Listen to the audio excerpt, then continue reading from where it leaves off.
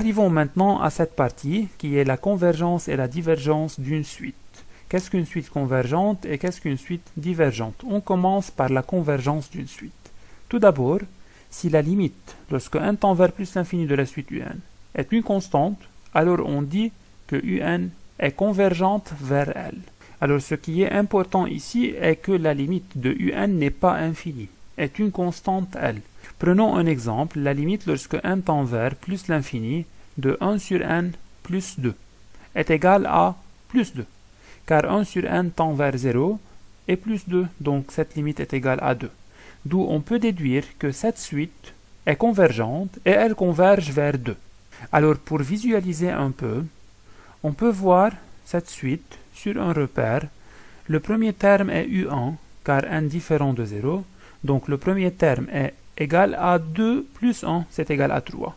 Donc u1 est égal à 3, donc c'est u1. Et u2 est 2 plus 1 demi, donc 2,5, 1, 2, et c'est u2. u3, c'est 2 plus 1 tiers, c'est-à-dire 2,3 à peu près, donc c'est un peu plus petit que u2. Et u4, c'est 2,25, c'est u4, et u5 c'est 2 plus 1 cinquième, u6 c'est 2 plus 1 sixième, u7 2 plus 1 septième, et etc. Alors les termes qui sont à droite, c'est-à-dire lorsque n tend vers plus l'infini, u10, u100, u1000, u-milliard, les termes qui ont des indices très grands, ou bien les termes qui sont de rang très grand, et bien sûr ils vont converger, ou bien ils vont être proches de cette droite, et dans ce cas on dit que la suite un converge vers 2. La deuxième propriété, toute suite croissante et majorée est convergente. Alors là, il faut imaginer qu'on a une suite qui est toujours croissante. Chaque terme est plus grand que le terme qui précède. Alors imaginons que c'est le premier terme, c'est le deuxième, c'est le troisième, c'est le quatrième, c'est le cinquième, etc. Chaque terme est plus grand. Alors elle est toujours croissante. Mais cette fois-ci, la suite est majorée. C'est-à-dire elle est plus petite toujours qu'un nombre. Alors il faut imaginer qu'on a une valeur, elle peut être grande ou bien petite. Par exemple, prenons cette valeur qui est un majorant de notre suite. Alors maintenant, la suite est croissante, mais on a ici une barrière. Donc cette suite est bloquée par cette barrière. Elle ne peut pas passer cette barrière car elle est majorée par cette valeur. Peut-être ici elle est majorée par grand M. D'où maintenant on est sûr que cette suite ne peut pas partir vers plus l'infini, alors elle est convergente. Car elle est toujours croissante, elle ne peut pas descendre vers le moins l'infini et elle est bloquée par une barrière, alors elle est convergente. Cette propriété est très importante pour les exercices et pour montrer qu'une suite est convergente. Troisièmement, toute suite décroissante et minorée est convergente. Encore, on peut voir ça. Supposons alors que la suite est décroissante. Alors, chaque terme est plus petit que le terme précédent. Elle est décroissante. Toujours, elle est décroissante. Mais cette fois-ci, elle est minorée. C'est-à-dire, on a une valeur donnée et tous les termes de cette suite sont au-dessus ou bien sont plus grands que cette valeur. Imaginons par exemple que c'est le minorant, c'est petit m, c'est le minorant de notre suite. Alors maintenant, notre suite est décroissante, mais elle est bloquée par cette barrière. Alors elle est décroissante, mais elle ne peut pas partir vers moins l'infini, d'où elle est convergente. Et une remarque ici, par exemple dans ce cas, c'est pas nécessaire que la suite converge vers le majorant. C'est-à-dire si une suite est majorée par grand M, c'est pas nécessaire que cette suite est convergente vers grand M. Ou bien c'est pas nécessaire que la limite lorsque n tend vers plus l'infini de la suite un est égale à grand M. Peut-être une valeur plus petite que grand M. Et de même ici, c'est pas nécessaire que la suite un converge vers le minorant petit m. Elle peut être convergente vers une valeur qui est plus grande que petit m. Finalement, si on a une suite un définie par une relation de récurrence, et en plus, on sait que cette suite est convergente, alors pour calculer la limite de cette suite, on peut résolver l'équation f de L égale à L. C'est-à-dire en plus l'infini, un et un plus 1 sont presque égales à L. Pour cela, dans la relation de récurrence, on peut remplacer un plus 1 et un par L et on résout l'équation pour obtenir la limite L. Encore, on va faire plus tard des exercices détaillés sur cette propriété et sur toutes ses propriétés. Maintenant, la divergence. Premièrement, si la limite d'une suite un est égal à infini en général ou bien n'existe pas, alors on dit que la suite UN est divergente. Alors on a beaucoup d'exemples pour des suites qui ont pour limite infinie. Par exemple, la limite de n exposant 3 est égale à plus l'infini lorsque n tend vers plus l'infini bien sûr. Donc cette suite n exposant 3 est une suite divergente. Et de même, si on a la limite lorsque n tend vers plus l'infini de moins n exposant 3 plus 2n plus 3. Pour calculer cette limite, on prend le monôme qui a le plus haut degré car on a un polynôme, c'est moins n exposant 3 et cette limite est égale à moins l'infini lorsque n tend vers plus l'infini. En cours, cette suite est divergente. Et finalement, la limite lorsque n tend vers plus l'infini de moins 1 exposant n, cette suite est fameuse, n'existe pas car les termes de cette suite sont plus 1, moins 1, plus 1, moins 1, bien sûr selon la parité de n. Donc cette suite n'a pas de limite ou bien la limite n'existe pas et encore c'est une suite divergente. Deuxièmement, toute suite croissante et non majorée est divergente. Alors c'est clair qu'on a une suite qui est croissante, c'est-à-dire chaque terme est plus grand que le terme précédent, toujours elle est croissante. Dans les cas là où on a une suite majorée, c'est-à-dire on a une barrière qui bloque les termes, c'est-à-dire ces termes ne peuvent pas partir vers plus l'infini, on dit que la suite est convergente. Mais cette fois-ci, on a enlevé cette barrière, alors ces termes continuent à s'agrandir et ils peuvent aller vers plus l'infini car on n'a pas de barrières qui leur bloquent. D'où cette limite est plus l'infini et alors la suite est dite divergente. De même, si la suite UN est décroissante et non minorée, alors elle est divergente. Car elle est décroissante et on n'a pas de barrière pour la bloquer. Elle n'est pas minorée, pour cela elle va partir vers moins l'infini, d'où cette suite est dite divergente. Prenons maintenant quelques exercices sur ces deux parties. On a ces suites et il faut calculer les limites de ces suites et étudier la convergence de chaque suite. Tout d'abord, la suite AN, la limite lorsque n tend vers plus l'infini de 3n au carré plus n plus 5 est égale à la limite lorsque n tend vers plus l'infini de 3n au carré et cette limite est égale à plus l'infini. Donc on peut déduire que cette suite est une suite divergente. La limite de la suite Bn c'est égal à la limite de 8n moins n exposant 3 n au cube et c'est égal à la limite lorsque n tend vers plus l'infini de moins n exposant 3 et cette limite est égale à moins l'infini. Donc aussi cette suite, la suite Bn, est une suite divergente. La suite Cn, la limite lorsque n tend vers plus l'infini, de 3n au carré moins n sur 1 moins n au carré. C'est égal à la limite lorsque n tend vers plus l'infini. Au numérateur, on a un polynôme, donc on prend le monôme qui a le plus haut degré, et aussi au dénominateur, on prend moins n au carré. On simplifie par n au carré, on obtient alors 3 sur moins 1, c'est égal à moins 3. Donc la limite de cette suite est finie, c'est égal à moins 3, donc cette suite est convergente et elle converge vers moins 3.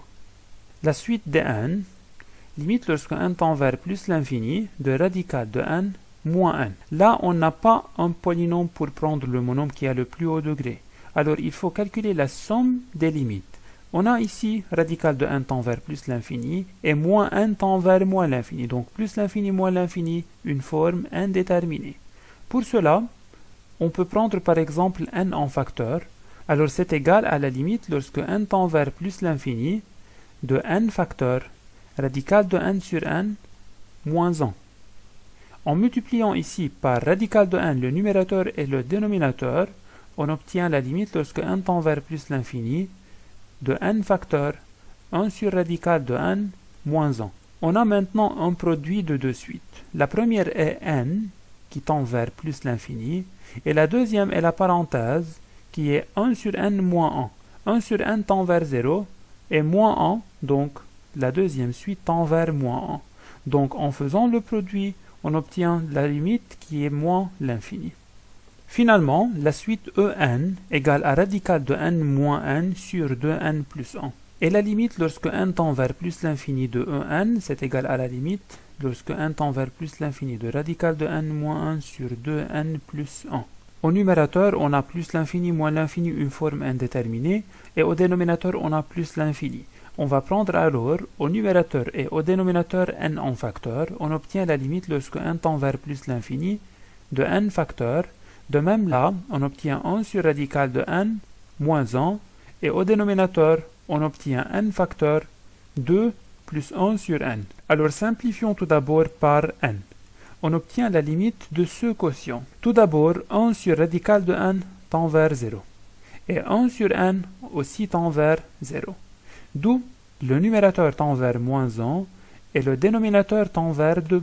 D'où la limite de cette suite est égale à moins 1 demi. Alors finalement, la suite dn est une suite divergente et la suite en est une suite convergente et elle converge vers moins 1 demi. Prenons maintenant cette suite un. On a déjà démontré dans cette partie que un est minoré par moins 6 et dans cette partie que un est décroissante. D'où maintenant, on est demandé à montrer que la suite un est convergente et à calculer la limite de la suite un. Alors puisque la suite un est décroissante et minorée, alors on peut directement dire que cette suite est une suite convergente. Et bien sûr, c'est déjà vu dans les propriétés de cette partie. Donc maintenant, on a la suite un est une suite convergente. Alors pour calculer la limite, puisqu'on a ici une suite définie par une relation de récurrence, on peut dire que la limite de cette suite est L et on peut remplacer un plus 1 et un par L et résoudre l'équation. Donc on obtient, à la place de un plus 1, on met L et à la place de un, encore on met L. Donc on a L égale L moins 12 sur L. On a alors une équation en L. On peut résoudre facilement cette équation. Produit des moyens tout d'abord égale produit des extrêmes. On obtient L moins 12 égale à 3L. Donc 2L égale à moins 12 et L égale à moins 12 sur 2, c'est égal à moins 6. Donc la limite de cette suite est égale à moins 6. Alors en général, si on a une suite définie par une relation de récurrence, pour démontrer qu'elle est convergente, on démontre qu'elle est décroissante et qu'elle est minorée ou bien qu'elle est croissante et majorée, alors on peut déduire qu'elle est convergente et pour calculer la limite, on utilise cette méthode. Et finalement, pour terminer ce chapitre, on a quelques théorèmes qui sont les théorèmes de comparaison. On commence, on a trois suites un, Vn et Wn. Si à partir d'un certain rang, on a la suite un est plus grande que la suite Vn, et si on sait en plus que la limite de la suite Vn est plus l'infini, alors on peut déduire que la suite un tend vers plus l'infini aussi. Alors pour mieux comprendre ce théorème, on va représenter en blanc les termes de la suite un.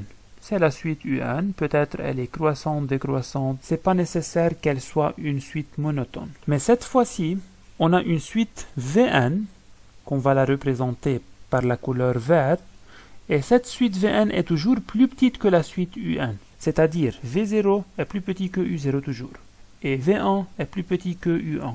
Peut-être c'est V3, c'est V4, c'est V5, c'est V6. Toujours, la suite un est plus grande que la suite Vn. Et en plus, on sait que la suite Vn tend vers plus l'infini. C'est-à-dire les termes de cette suite vont partir vers le plus l'infini lorsque n tend vers plus l'infini. Alors puisque la suite un qui est en blanc est toujours plus grande que la suite Vn, c'est-à-dire chaque terme est plus grand que le terme de la suite Vn, ce terme est plus grand, ce terme est plus grand, alors toujours, la suite Vn, elle va pousser la suite un avec elle vers le plus l'infini. Pour cela, on peut déduire que la suite un tend vers plus l'infini. On utilise ce théorème lorsqu'on a une suite un et que c'est difficile de calculer la limite de un directement. Mais on peut chercher une suite Vn qui est toujours plus petite que la suite un et en plus on sait que la suite Vn tend vers plus l'infini lorsque n tend vers plus l'infini. Alors directement, on peut déduire que la suite un encore tend vers plus l'infini avec la suite Vn. La deuxième forme, si on a une suite un qui est plus petite que la suite Wn, et en plus on sait que la suite qui est plus grande tend vers moins l'infini. Donc on peut déduire que la suite un tend vers moins l'infini. Encore, on peut visualiser ça. Prenons une suite un en blanc. Ce sont les termes de la suite un. Elle peut être croissante puis décroissante. C'est pas nécessaire qu'elle soit monotone. Et prenons en vert la suite Wn, telle que la suite Wn est toujours plus grande que la suite Un. C'est-à-dire le premier terme de la suite Wn est plus grand que le premier terme que la suite Un. Et peut-être le deuxième terme est là. Le troisième terme est là. Toujours plus grand. Toujours le vert est plus grand que le blanc. Et on sait encore que la suite Wn, qui est en vert, tend vers moins l'infini lorsque 1 tend vers plus l'infini. C'est-à-dire les termes en vert vont partir vers moins l'infini lorsque 1 tend vers plus l'infini. Donc c'est clair là que puisque la suite en blanc est toujours plus petite que la suite en vert, alors elle va être comme ça. Elle est toujours plus petite que la suite en vert. Alors la suite en vert, qui est la suite Wn, va pousser vers le moins l'infini la suite qui est la suite Un. D'où maintenant on peut déduire que la suite Un tend vers moins l'infini. Alors ces deux théorèmes sont utilisés pour démontrer qu'une suite tend vers plus l'infini ou bien pour démontrer qu'une suite tend vers moins l'infini. Maintenant, on va prendre un théorème qui est nommé le théorème des gendarmes ou bien le théorème d'encadrement et aussi c'est nommé le théorème de sandwich. Et ce théorème est utilisé dans le cas là où on a une suite avec une limite finie, c'est-à-dire une constante. L'énoncé de ce théorème, si on a une suite Un qui est compris entre deux suites Vn et Wn, toujours elle est encadrée par ces deux suites, ou bien ce sont les gendarmes. Et si en plus la limite de Vn et la limite de Wn sont égales à L, donc Vn et Wn tendent vers la même limite L, alors forcément la limite de la suite qui est encadrée par ces deux suites est égale à L. Supposons qu'on a une suite Un qui est comme ça, et on a deux suites, Vn qui est toujours au-dessous, et Wn qui est toujours plus grande que la suite Un. C'est-à-dire, ce sont les termes de la suite Wn. Mais en plus, si on sait que ces deux suites tendent vers la même limite qui est L, c'est-à-dire si ces deux suites en plus l'infini ont la même limite, alors puisque la suite Un qui est en blanc est toujours entre ces deux suites, alors bien sûr, en plus l'infini, elle va tendre vers la même limite. Pour cela, on dit que ces deux suites sont des gendarmes et en plus l'infini, ils vont prendre avec eux la suite Un vers la même limite qui est la limite L.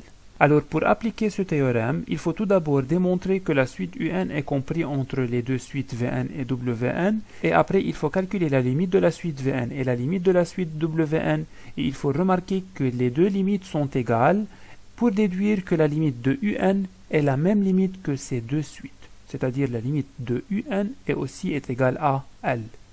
Finalement, si valeur absolue de Un moins L est plus petite que Vn, c'est-à-dire si Un moins L est compris entre moins Vn et Vn. Ce théorème est une conséquence du théorème des gendarmes.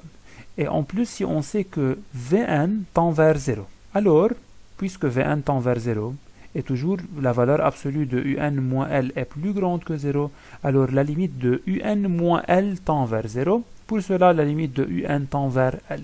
On peut déduire alors que la limite de la suite Un est égale à L. Prenons maintenant des exercices d'application. Déterminer la limite des suites de termes généraux.